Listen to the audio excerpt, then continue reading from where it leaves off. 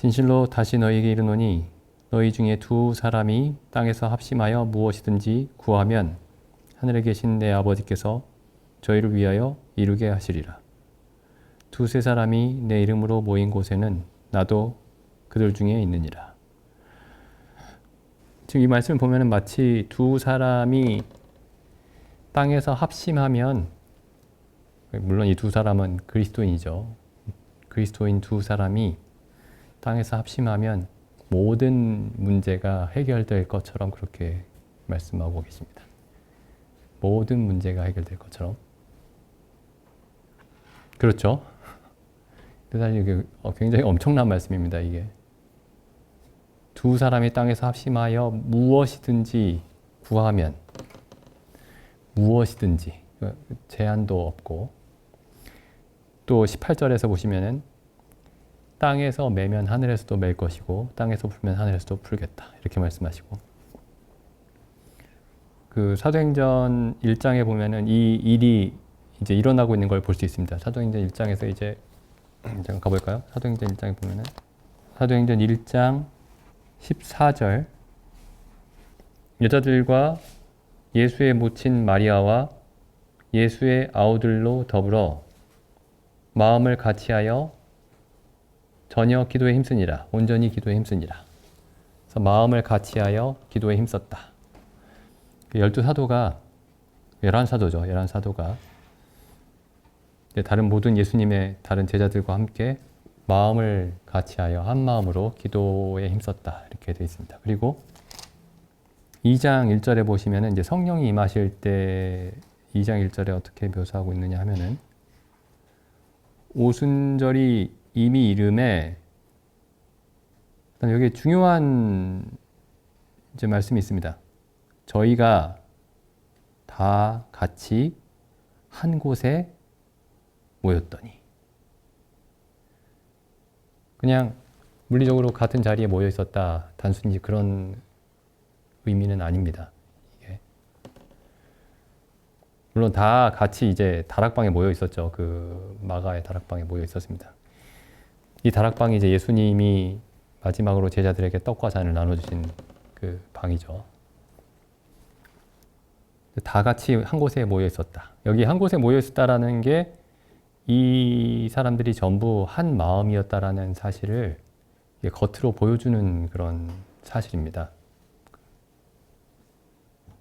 그러니까 성령이 언제 임하셨느냐? 저희가 다 같이 한 곳에 모여 있을 때에 성령이 임하셨습니다. 그러니까 이게 성령이 임하시는, 혹은 성령이 충만하게 일하실 수 있는 그 조건이죠. 다 같이 한 곳에 모여 있을 때. 물론 어떤 경우에는 사람들이 막 바글바글 해도 절대로 하나님이 일하시지 않는 경우도 있죠. 고린도전서 보면은 고린도 교회에 사람들이 굉장히 많이 있었습니다. 근데 사도 바울이 고린도 교회를 향해서 뭐라고 말씀하고 있느냐면은 고린도전서 11장에 보시면 11장 17절에 내가 명하는 이 일에 너희를 칭찬하지 아니하나니. 그러니까 지금 사도 바울이 이제 그 떡과 잔에 대해서, 떡과 잔을 나누면서 이제 주님의 죽으심을 기념하라고 명령을 했죠. 주님의 명령을 고린도 교회에게 다시 명령을 한 겁니다. 내가 명하는 이 일에 너희를 칭찬하지 아니하나니 이는 저희의 모임이 유익이 못되고 도리어 해로움이라. 유익하지 않고 해로운 모임도 있었던 겁니다. 그 고린도 교회가 그런 상태였던 거죠. 왜냐하면 모여 있기는 많이 모여 있었는데 한 마음이 전혀 아니었기 때문입니다. 어쨌든 그 사도행전 1장, 2장에 보시면은 이제 두세 사람이 합심하여 그 기도하는 그런 장면을 사도행전 1장, 2장에서 볼 수 있습니다. 두세 사람은 아니지만은, 그러니까 모든 성도들이 합심하여 다 같이 한 곳에서 기도했던 장면을 볼 수 있습니다. 이게 이제 한 곳에서 다 모여서 기도했던 이유가 뭐냐면은 단지 그렇게 해야 되니까, 뭐 그렇게 하라고 하셨으니까 그랬던 게 아니고, 여기에 모여있던 모든 사람들이 무엇을 느끼고 있었느냐 하면은 한 곳에 한 마음으로 모여 한 곳에서 기도하는 하나님께 기도드리는 이 일에 그들의 모든 것이 그들의 인생의 모든 것이 달려있다는 사실을 알았기 때문입니다. 그러니까 누가 모여야 된다 뭐 이렇게 얘기해서 그런 것도 아니고 기도해야 된다 이렇게 자꾸 독려해서 그렇게 된 게 아니고 한 마음과 한 뜻으로 한 곳에서 하나님께 기도드리는 이 일에 그 인생의 모든 것이 달려있다 라는 사실을 알았기 때문입니다. 사실 이 직전까지만 해도 이 제자들의 마음이 나뉘어 있었죠. 그 사복음서에 이제 곳곳에 기록이 되어 있죠. 여러 곳에 기록이 되어 있는데 제자들이 서로 우리 중에 누가 더 크냐 뭐 이런 걸로 계속 다퉜습니다. 자주 다퉜어요. 그리고 예수님이 예루살렘의 왕으로 입성하시면은 누가 예수님 좌편과 우편에 앉을 것이냐 그걸 가지고 막 서로 싸우고 있었습니다. 그 마지막까지도 그렇게 싸웠죠. 어떻게 싸웠느냐 하면은 예수님이 이제 그 죽으실 것에 대해서 말씀하시니까 베드로가 다 주를 버리지라도 나는 주를 버리지 않겠습니다. 그냥 저는 주를 버리지 않겠습니다 이렇게 말할 것이지 다 버려도 나는 안 버립니다 이렇게 얘기해요. 다 버려도 나는 안 버립니다. 이렇게 심각한 순간까지도 내 믿음이 다른 사람들보다 낫다 이렇게 생각하고 있었던 거죠. 근데 예수님이 이 제자들을 전부 한 마음으로 만드십니다. 어떻게 만드시냐면은 모두 다 예수님을 배신하고 버리고 도망가게 만드심으로써 제자들을 다 똑같이 만들어 버리십니다. 그래서 아무것도 자랑할 수 없게 만드시죠. 자기 안에 있는 아무것도 신뢰할 수 없게 만드시고 자기 안에 있는 아무것도 자랑할 수 없게 만드십니다. 완전히 산산조각내신 거죠. 그러니까 베드로가 예수님 다 버릴지라도 나는 예수님을 버리지 않겠습니다 라고 했을 때에 거짓말한 게 아니었습니다. 진심을 말한 거예요. 우리는 진심이면은 그게 진리라고 생각할 수 있습니다. 참이라고 생각할 수 있는데 진심이라 할지라도 아무것도 아닌 경우가 있습니다. 진심이라 할지라도 아무것도 아닌 경우가 있어요. 우리는 우리가 진정성을 가지고 어떤 생각을 하거나 얘기를 하면 그걸 굳게 믿는데 베드로가 정말 참으로 고백을 했지만 그게 아무것도 아니었습니다. 그리고 이제 마지막에 예수님이 부활하신 다음에 그 요한복음 21장에 보시면 이제 마지막에 다시 한번 확인하시죠. 요한복음 21장 15절에 보시면은 저희가 조반 먹은 후에 예수께서 시몬 베드로에게 이르시되 요한의 아들 시몬아 내가 이 사람들이 나를 사랑하는 것보다 더 나를 사랑하느냐? 이렇게 물어보십니다. 이게 베드로가 마지막 했던 말을 상기시키시면서 기억나게 하시면서 하시는 말씀이에요. 네가 이 사람들보다 나를 더 사랑하느냐?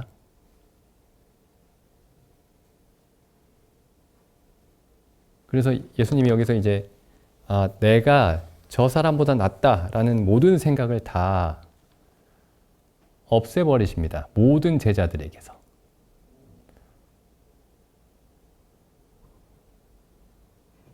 모든 걸 똑같이 만드는 방법이 두 가지가 있죠. 상향 평준화시키는 방법이 있고 하향 평준화시키는 방법이 있습니다. 예수님이 택하신 방법은 하향 평준화죠. 전부 그냥 바닥에 깔아버리신 겁니다. 전부 다. 저 밑바닥으로 던지신 거죠. 더 이상 내려갈 수 없는 그 밑바닥으로. 그렇게 해서 사도행전 1장, 2장에서 1장, 2장에서 일어날 일이 준비가 됐습니다. 그러니까 베드로와 예수님의 모든 제자들과 예수님의 열한 사도와 그리고 모든 제자들이 세상에서 가지고 있던 자기에 대한 어떤 선함과 어떤 그 의로움과 혹은 자기의 어떤 지혜와 어떤 능력과 자기들이 가진 그 모든 것에 대해서 아무것도 가진 것이 없구나. 그러니까 사람들이 가진 모든 것을 예수님이 십자가에서 다 빼앗아 가버린 겁니다. 그래서 아무것도 없는 상태로 만든 거예요. 십자가에서 예수님이 제자들을 위해서 하신 일이 이게 우리에게도 일어난 일이어야 합니다. 이게.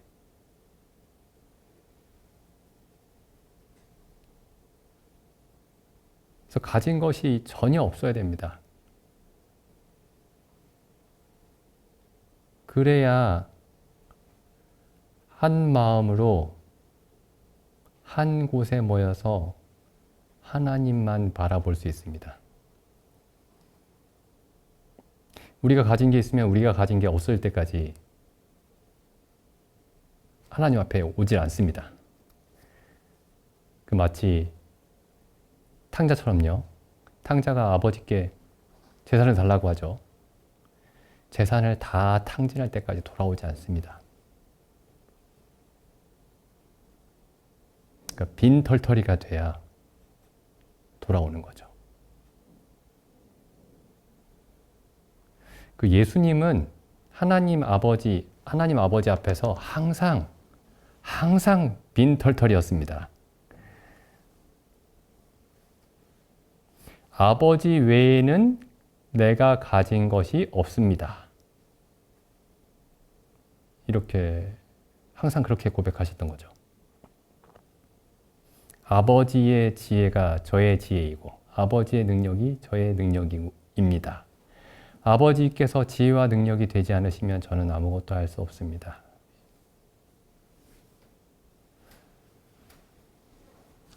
요한복음 말씀 보시면 이제 요한복음에서 우리가 지난번에 요한복음도 같이 살펴봤었죠. 이 기도에 관해 살펴보면서 그 요한복음에 보시면은 우리가 지금 이제 기도의 조건을 살펴보는 겁니다.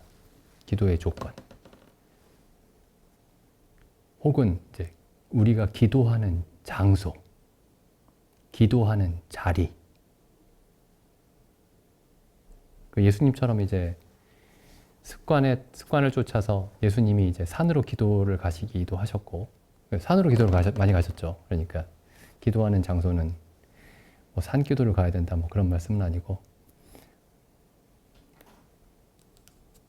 예수님이 여기 기도에 관해서 가르치시는데, 여기 요한복음에 보시면은, 그러니까 아까 우리가 지금 살펴봤던 말씀들을 생각해 보면 기도하는 곳은 어디냐면은 아무것도 가지지 않은 곳입니다. 우리가 아무것도 가지지 않은 곳에서 기도할 수 있습니다. 성경적인 기도를 할 수 있습니다. 아무것도 가지지 않은 곳에서. 근데 성경을 자세히 살펴보면은 아무것도 가지지 않은 곳, 사람이 아무것도 가질 수 없는 곳, 사람이 가지고 있던 모든 것이 사라지는 그 장소가 가장 상징적인 장소가 어디냐면은 십자가입니다.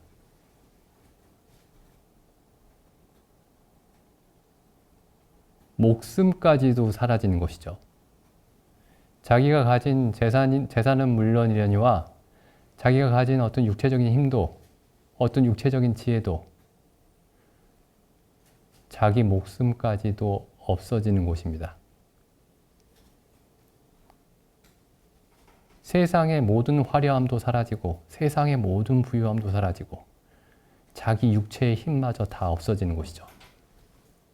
근데 예수님이 거기서 기도를 하셨습니다. 사실 예수님이 전에도 이제 말씀드렸지만은 예수님이 33살에 십자가에 못 박히셨습니다. 33년 반. 근데 그 마지막 순간에만 십자가에 계셨던 건 아닙니다. 그러니까 문자적으로 보면은 예수님의 마지막 순간에 십자가에 못 박히셨지만은 요한복음에 보시면 예수님이 항상 십자가 위에 계셨던 것처럼 말씀하십니다. 여기 보시면 요한복음 8장 28절 보시면 이에 예수께서 가라사대 너희는 인자를 든 후에 누가 인자를 들죠? 너희가. 그러니까 예수님을 십자가에 못 박는다라는 그런 말입니다. 너희가 예수님을 그러니까 그리스도를 십자가에 못 박은 후에 내가 그인 줄 알고 그리고 십자가에 못 박았을 때에 십자가에 달린 예수님이 무엇을 의미하느냐면은 그 다음에 나오죠. 내가 스스로 아무것도 하지 아니하고 오직 아버지께서 가르치신 대로 이런 것을 말하는 줄도 알리라. 그럼 십자가에 달린 예수님이 줄곧 무엇을 나타내고 있냐면은 십자가에 달린 예수님이 예수님의 공생의 전체를 나타내고 있었던 겁니다. 예수님이 스스로 아무것도 하지 아니하고 오직 아버지께서 가르치신 대로 이런 것들을 말했던 그 생애를 가리킵니다. 아무것도 스스로 할 수 없는 사람의 모습을 가리킵니다. 예수님은 항상 십자가 위에서 기도하셨던 겁니다. 아무것도 스스로 할 수 없는 사람이 아버지께서 살려주시지 않으면 살아날 수 없는 사람이 드리는 기도를 항상 드렸던 거죠. 이제 그 예수님의 생애를 잘못 생각하면 예수님이 어떤 능력이 있어서 모든 일을 예수님이 스스로 행했다라고 생각할 수도 있습니다. 잘못 생각하면요. 근데 예수님의 했던 모든 말씀들, 예수님이 하나님의 말씀을 가르치셨던 모든 하나님의 말씀들과 예수님의 행했던 모든 이적들이 어떻게 이루어졌는지 여기 요한복음에 보시면 3장 34절입니다. 하나님의 보내신 이는 예수님이죠. 하나님이 보내신 이는 하나님의 말씀을 하나니 그러니까 예수님이 하나님의 말씀을 하실 수 있었던 그 이유가 뭐냐면 이는 하나님이 성령을 한량없이 주셨기 때문이다. 그러니까 예수님의 어떤 스스로의 지혜로 말씀하신 게 아니고 아버지께서 그의 성령을 한량없이 주셨기 때문에 예수님이 하나님의 말씀을 하실 수 있었다. 이렇게 말씀하고 있죠. 그 다음에 요한복음 11장에 가보시면 또 예수님이 행하셨던 모든 기적들이 어떻게 일어나는지 알 수 있습니다. 요한복음 11장에서 예수님이 죽은 나사로를 살리시죠. 죽은 지 나흘 된 나사로를 살리시는데 예수님이 무덤 앞에 가셔서 나사로야 일어나라 이렇게 그냥 바로 말씀하시는 게 아닙니다. 여기 보시면 이렇게 돼 있어요. 11장 41절 돌을 옮겨 놓으니 예수께서 눈을 들어 우러러 보시고 가라사대 아버지여 내 말을 들으신 것을 감사하나이다. 예수님이 나사로를 어떻게 살리셨냐면은 그냥 아버지께 아무런 기도도 없이 내가 하나님이니까 나사로야 살아나라 이렇게 하신 게 아닙니다. 예수님은 어떤 일도 그렇게 하실 수 없었습니다. 아무 일도 그렇게 하실 수 없었습니다. 예수님이 나사로를 어떻게 살리셨냐면은 아버지께 기도드리시고 살리셨습니다. 42절 보시죠. 항상 내 말을 들으시는 줄을 내가 알았나이다. 예수님은 아버지께 모든 것을 의지하면서 사셨습니다. 모든 것을. 왜냐하면 예수님 자신에게는 아무런 능력이 없었기 때문에. 예수님이 가진 모든 것은 전부 아버지의 것이었습니다. 모두 다 아버지의 것이었어요. 여기 요한복음에 보면 요한복음 17장에 보면 이렇게 돼 있죠. 17장 10절 내 것은 다 아버지의 것이요. 그러니까 아버지의 것이 없으면 예수님은 아무것도 가진 게 없습니다. 내 것은 다 아버지의 것이요. 근데 이게 똑같은 말이 이렇게 되죠. 똑같은 이야기가. 그러므로 아버지의 것은 다 내 것입니다. 아버지의 모든 것을 자기의 소유로 삼으실 수 있었던 이유가 아버지의 것 외에는 가지신 것이 없었기 때문입니다.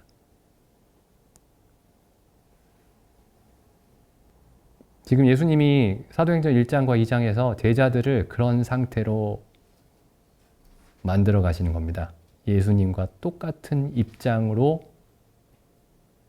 만들어 가신 겁니다.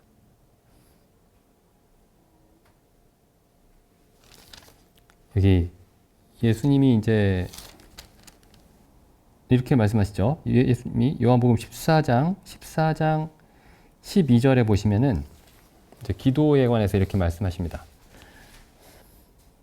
내가 진실로 진실로 너희에게 이르노니 나를 믿는 자는 나의 하는 일을 저도 할 것이요 또한 이보다 큰 것도 하리니 이는 내가 아버지께로 감이니라. 이게 왜 예수님이 아버지께로 가는 거하고 무슨 상관일까요? 예수님이 아버지께로 가는 것과 예수님을 믿는 자가 예수님이 하신 일을 하고 그거보다 더 큰 일을 하는 것과 무슨 논리적인 그 인과관계가 있을까요? 예수님 마치 여기 인과관계가 있는 것처럼 말씀하시죠. 내가 아버지께로 가니 너희는 내가 하는 일도 할 것이고 내가 한 일보다 더 큰 일도 할 것이다. 예수님이 제자들과 함께 계셔야 적어도 예수님이 제자들과 함께 계셔야 예수님이 하시는 일도 비슷한 일이라도 하고 그럴 거 아닙니까, 제자들이? 그런데 예수님이 이렇게 말씀하시죠. 내가 아버지께로 가니까 제자들이 예수님이 한 일을 하고 그보다 더 큰 일도 할 것이다. 이렇게 말씀하시죠. 이게 무슨 그 논리적인 인과관계가 될까요, 여기가? 그래서 내가 아버지께로 간다는 말씀을 예수님이 굉장히 자주 하시죠. 28절에 보시면은 이제 여기 28절에서 이 인과관계를 이해할 수 있습니다. 여기 14장 12절에서의 이 말씀을 이해할 수 있는데 16장 7절입니다. 그러나 내가 너희에게 실상을 말하노니 내가 떠나가는 것이 너희에게로 유익이라. 내가 떠나가지 아니하면 보혜사가 너희에게로 오시지 아니할 것이요 가면 내가 그를 너희에게로 보내리니. 그럼 어떻게 해서 예수님이 떠나시면 제자들이 예수님이 하신 일도 할 뿐만 아니라 예수님이 하신 일보다 더 큰 일도 할 수 있다라고 말씀하셨느냐면은 예수님이 떠나시면 그래서 예수님이 하나님 우편에 앉으셔서 아버지께서 약속하신 성령을 우리 가운데 보내시면 그렇게 될 것이다. 이렇게 말씀하신 거죠. 성령이 제자들 가운데 거하시면 성령께서 제자들 가운데서 친히 일하시면 예수님이 하신 일을 저희도 할 것이요 예수님이 하신 일보다 더 큰 일도 할 것이다. 결국에는 성령께서 하시겠다라는 그런 말씀입니다.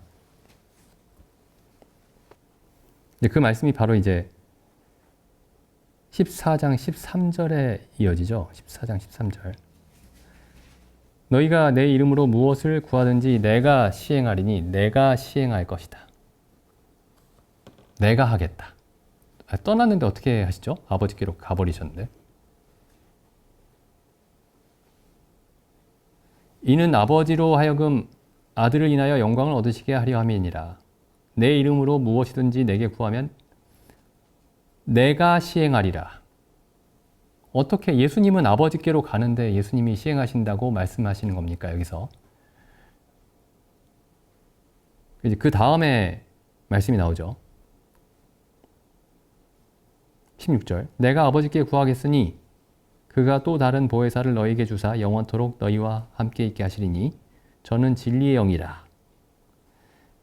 그 다음에 18절에 보시면은, 그러니까 성령을 보내시겠다고 말씀하시고 16절, 17절에서 18절에 보시면은 내가 고아와 같이 너희를 버려두지 아니하고 너희에게로 오리라. 그래서 여기 보시면 이제 성령을 통해서 그리스도께서 우리 안에 오시는구나 라는 사실을 알 수 있습니다. 성령을 통해서 그리스도께서 우리 안에 오신 것이구나.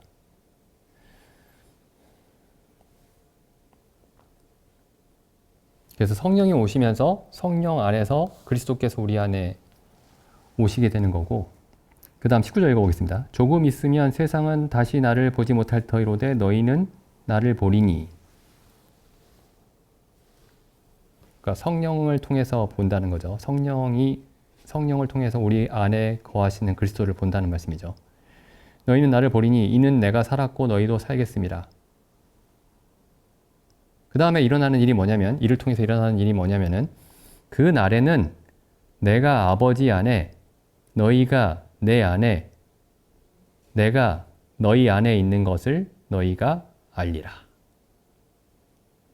그래서 그리스도께서 아버지 안에 계시고 우리가 그 그리스도 안에 있게 되고 그리스도께서 우리 안에 계시는 것을 우리가 알게 될 것이다. 이 말씀이 왜 중요하냐면은 20절에 이 표현 있죠. 내가 아버지 안에, 너희가 내 안에, 내가 너희 안에, 너희가 내 안에, 내가 너희 안에. 이 말씀이 그 다음 장에 나오는 포도나무와 가지의 비유에서 계속 반복해서 나오는 표현입니다. 그럼 우리가 어떻게, 예수님이 포도나무가 되고 우리가 어떻게 가지가 되느냐? 그건 성령이 우리 안에 오심으로 우리가 그리스도 안에 있게 되고 그리스도가 우리 안에 계시게 되는 거죠. 성령이 하시는 일이 뭐냐면 그리스도와 우리를 연결시켜주는 일을 하십니다. 이게 성령께서 예수님이 이 땅에 계실 때에 아버지와 아들을 연결시켜주는 일을 하신 분이 성령이세요. 그러니까 예수님이 이 땅에 계실 때에 성령께서 아버지와 아들 사이에서 행하셨던 바로 그 일을 이제 그리스도께서 하나님 우편에 앉아 계실 때에 성령께서 그리스도와 우리와를 연결시켜 주시는 그 일을 하십니다. 그러니까 성령께서 아버지와 예수 그리스도와의 관계와 우리와 예수 그리스도와의 관계를 동일한 관계로 만드시는 분이 성령이십니다. 그러니까 이 그리스도인이 단순히 죄의 용서를 받은 사람이 아니에요. 죄의 용서받아서 지옥의 형벌을 면하게 된 사람이 아닙니다. 그것도 굉장히 큰 일이죠. 정말 엄청나게 큰 일입니다. 그 일이. 그렇지만 그걸로 그리스도인이 다 설명되는 게 아닙니다. 죄를 용서받았을 뿐만 아니라 이제 이 땅에서 그리스도께서 이 땅에서 아버지와 맺었던 그 관계가 이제 성령으로 말미암아 그리스도와 우리와의 관계로 그대로 바뀌는 겁니다. 제가 성경에 이 말씀이 기록되어 있으니까 제가 드리는 말씀이지, 제가 이 성경이 없이 이 말씀을 했으면 정말 이게 제정신으로 하는 말인지 정말 의심이 되는 그런 말씀이죠. 그래서 여기 보시면 이제 14장 20절에 내가 아버지 안에 너희가 내 안에 내가 너희 안에 있는 것을 너희가 알리라. 그러고 나서 하신 말씀이 21절 마지막에 이렇게 되어 있죠. 그에게 나를 나타내리라. 그 다음에 23절에 보시면은 마지막에 이렇게 되어 있죠. 그러니까 하반절에 내 아버지께서 저를 사랑하실 것이요 우리가 저에게 와서 거처를 저와 함께 하리라. 그래서 이 말씀 여기 14장 16절부터 어떤 논리냐면은 성령을 보내주시겠다. 먼저 말씀하시고 성령을 통해서 내가 오겠다. 그 다음 마지막으로 아버지와 아들과 성령이 너희와 함께 하겠다. 그러니까 아버지와 아들과 성령의 교제 가운데로 우리를 참여하게 하겠다라는 겁니다. 우리가 감히 하나님의 신성에 참여할 수는 없지만은 하나님의 그 창조주로서의 그 하나님의 성품에 참여할 수는 없지만은 아버지와 아들과 성령의 교제 속에 참여하게 되는 겁니다. 우리가 보통 삼위일체라고 부르죠. 삼위일체 하나님이라고. 근데 여기 보면 이제 그 전에 예수님은 이렇게 말씀하셨습니다. 예수님이 이렇게 돼 있죠. 13장 1절에 처음에 이렇게 시작합니다. 6월절 전에 아버지께서 자기가 세상을 떠나 아버지께로 돌아가실 때가 이른 줄 아시고, 예수님이 어디로 가시느냐 하면은 아버지께로 가십니다. 그죠? 3절에도 똑같은 말씀이 반복되어 있습니다. 마지막에 이렇게 되어 있죠. 하나님께로 돌아가실 것을 아시고. 33절 보시죠. 13장 33절. 소자들아 내가 잠시 너희와 함께 있겠노라. 너희가 나를 찾을 터이나 그러나 일찍 내가 유대인들에게 너희는 내가 가는 곳에 올 수 없다고 말한 것과 같이 너희도 올 수 없다. 거기가 어디냐면은 아버지께로 올 수 없다라는 말씀이죠. 아버지께로 올 수 없다. 그 다음 14장 2절 보시죠. 내 아버지 집에 거할 곳이 많도다. 예수님 하신 말씀이죠. 내 아버지 집에 거할 곳이 많도다. 그렇지 않았더라면 내가 너희에게 일렀으리로다. 내가 너희를 위하여 처소를 예비하러 가노니, 그러니까 아버지께로 가서 처소를 예비하신다는 거죠. 아버지께로 가서. 3절 보시죠. 가서 너희를 위하여 처소를 예비하면 내가 다시 와서 너희를 내가 있는 곳으로 영접하여 나 있는 곳에 너희도 있게 하리라. 이제 많은 사람들이 이 14장 3절 말씀을 예수님의 재림으로 설명을 합니다.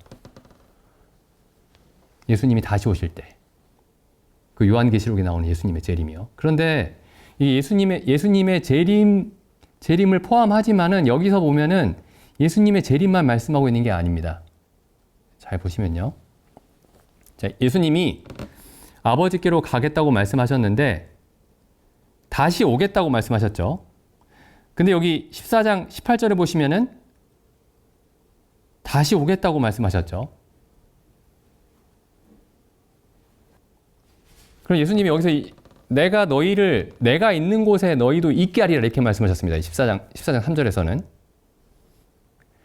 14장 23절에 보시면은 예수님이 있는 곳에 제자들도 함께 있게 되죠. 예수님이 계신 곳에 아버지도 계십니다. 우리가 예수님이 재림하실 때에 아버지가 계신 곳으로 가겠지만 그 일이 아주 중요한 의미에 있어서 이미 성령이 오심으로 이미 이루어져 있는 겁니다. 지금 아버지의 처소에 아버지의 집에 거하는 사람들이 예수님이 재림하실 때에 아버지 집에 거하게 될 겁니다. 근데 아버지께서 어디에 계시느냐? 하나님의 성전이 어디냐? 예수 그리스도죠.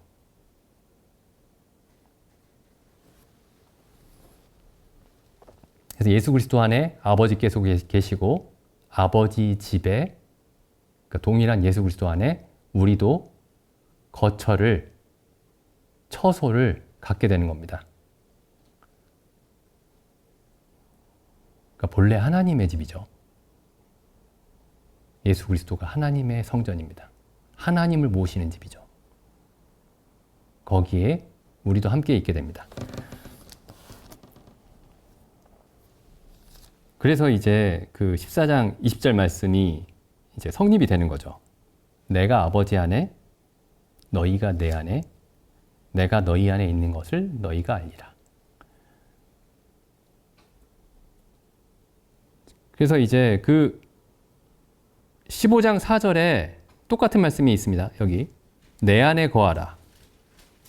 나도 너희 안에 거하리라. 같은 말씀이죠. 15장 7절에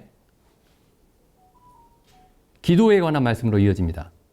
너희가 내 안에 거하고 내 말이 너희 안에 거하면 무엇이든지 원하는 대로 구하라. 그리하면 이루리라. 그럼 기도하는 곳이 어디냐면은 우리가 그리스도 안에 있고 그리스도가 우리 안에 거하시는 곳에서 기도하는 겁니다. 그러니까 예수님이 계신 곳에서 기도하는 거죠. 예수님이 계신 곳에서. 근데 여기 다시 가보겠습니다. 13장 33절. 나중에 여기 요한복음 13장부터 17장까지를 좀 천천히 읽어보시기 바랍니다. 13장 33절. 소자들아 내가 잠시 너희와 함께 있겠노라. 너희가 나를 찾을 터이나 그러나 일찍 내가 유대인들에게 너희는 내가 가는 곳에 올 수 없다고 말한 것과 같이 지금 너희에게도 말하노라. 지금 너희는 올 수 없다. 내가 가는 곳에. 거기 아버지가 계신 곳이죠. 그런데 36절을 보시죠. 시몬 베드로가 가로되 주여 어디로 가시나이까? 예수께서 대답하시되 내가 가는 곳에 내가 지금은 따라올 수 없으나 후에는 따라오리라. 그럼 여기 우리가 13장 1절부터 쭉 생각해 보면은 이 말씀이 예수님이 가시는 곳이 아버지가 계신 곳이죠. 아버지께로 가신다고 하셨으니까요. 근데 36절을 좀 다시 보시면은 예수님이 베드로에게 내가 가는 곳에 지금은 너는 나를 따라올 수 없지만 후에는 따라올 수 있다. 37절 보시죠. 베드로가 가로되 주여 내가 지금 어찌하여 따를 수 없나이까? 주를 위하여 내 목숨을 버리겠나이다. 근데 여기 지금 이 대화에서 예수님이 가시는 곳이 아버지께로 가신다고 말씀하셨는데 그곳이 어디와 겹치게 되느냐면은 십자가와 겹칩니다.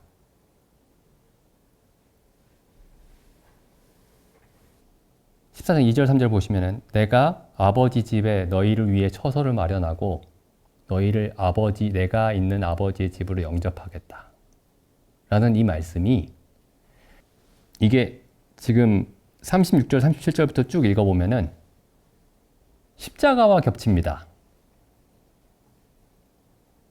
어디로 우리를 인도하시겠다라는 말이냐면은 아버지 집으로 인도하시겠다라는 말인데 예수님이 있는 곳으로. 여기 보시죠. 요한복음 12장 26절. 26절에 똑같은 표현이 있죠. 12장 26절에 사람이 나를 섬기려면 나를 따르라. 나 있는 곳에 나를 섬기는 자도 거기 있으리니. 예수님을 섬기는 자는 예수님이 있는 곳에서 예수님을 섬길 수 있다. 근데 그 예수님이 있는 곳이 어디인가 보니까 예수님을 따라가면 있는 곳이 어디인가 보니까 23절 24절 예수께서 대답하여 가라사대 인자의 영광을 얻을 때가 왔도다. 내가 진실로 진실로 너희에게 이르노니 한 알의 밀이 땅에 떨어져 죽지 아니하면 한 알 그대로 있고 죽으면 많은 열매를 맺느니라. 자기 생명을 사랑하는 자는 잃어버릴 것이요 이 세상에서 자기 생명을 미워하는 자는 영생하도록 보존하리라. 사람이 나를 섬기려면 나를 따르라.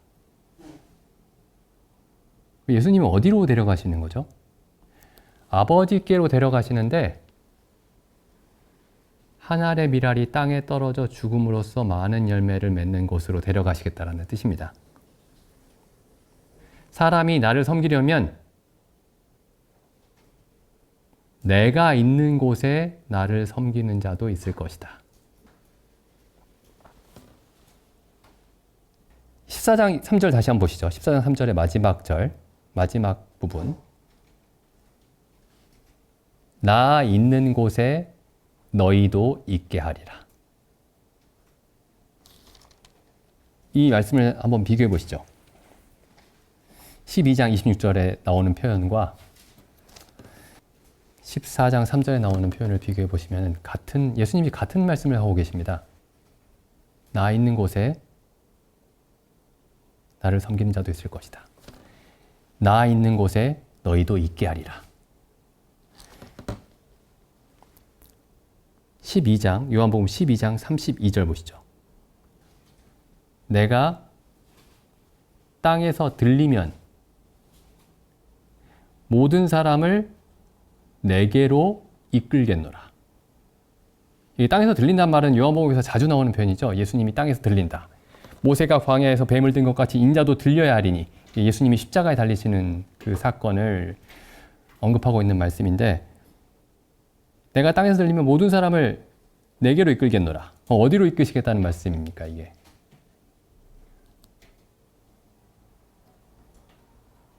십자가로 이끄시겠다는 말씀이시죠.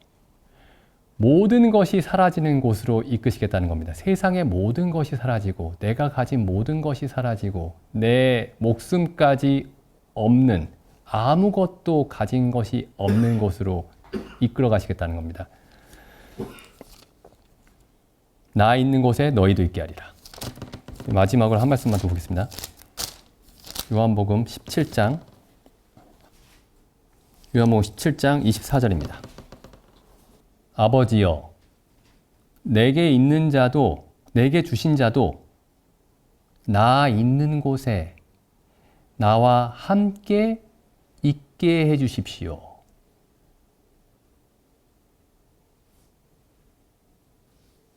예수님이 요한복음에서 계속 같은 말씀을 하고 계십니다. 그럼 예수님이 계신 곳에 나를 믿는 자도, 예수님을 믿는 자도 함께 있게 해달라고 하셨을 때 그 예수님이 계신 곳이 어디인가? 아버지가 계신 곳인데, 아버지를 만날 수 있는 유일한 곳인데, 거기가 어딘가? 어디에서 우리가 기도할 수 있는가?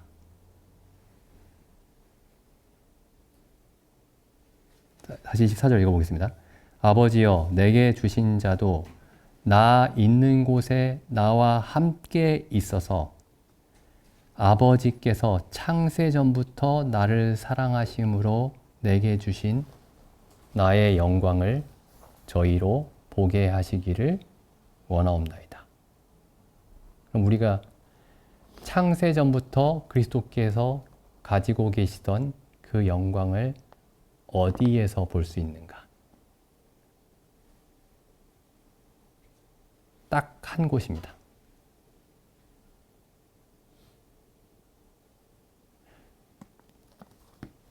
그래서 우리가 예수님처럼 모든 것이 아무것도 가지지 않고, 아버지 외에 아무것도 가지지 않고, 모든 옷이 벌거벗겨지고, 아무런 지혜와 능력도 없고, 아무런 힘도 없는 그곳에서 하나님을 만나고 있는지, 하나님께 항상 그곳에서 기도하고 있는지 돌아왔으면 좋겠습니다. 기도드리고 집회 마치겠습니다.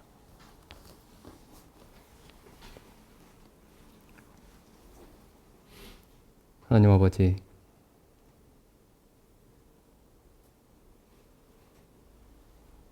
주님께서 이 땅에 계실 때 항상 아무것도 스스로 할 수 없다고 말씀하셨던 그 말씀이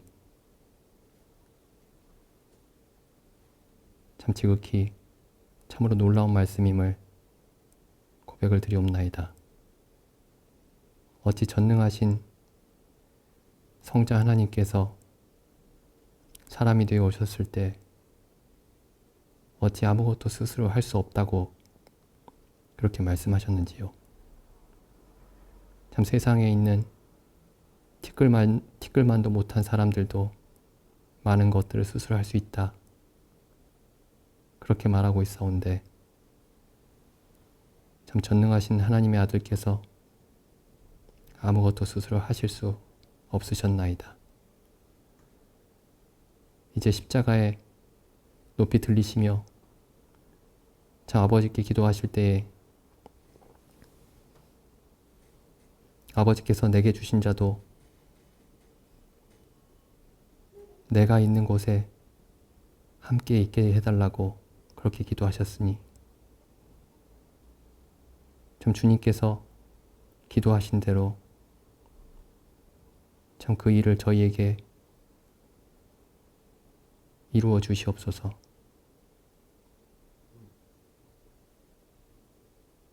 참 저희를 주님이 계신 곳에 함께 있게 하셨사오나 또한 저희가 그리스도와 함께 십자가에 못 박혔노라고 저희가 고백하고 있사오나 참 그 고백이 날마다 더욱더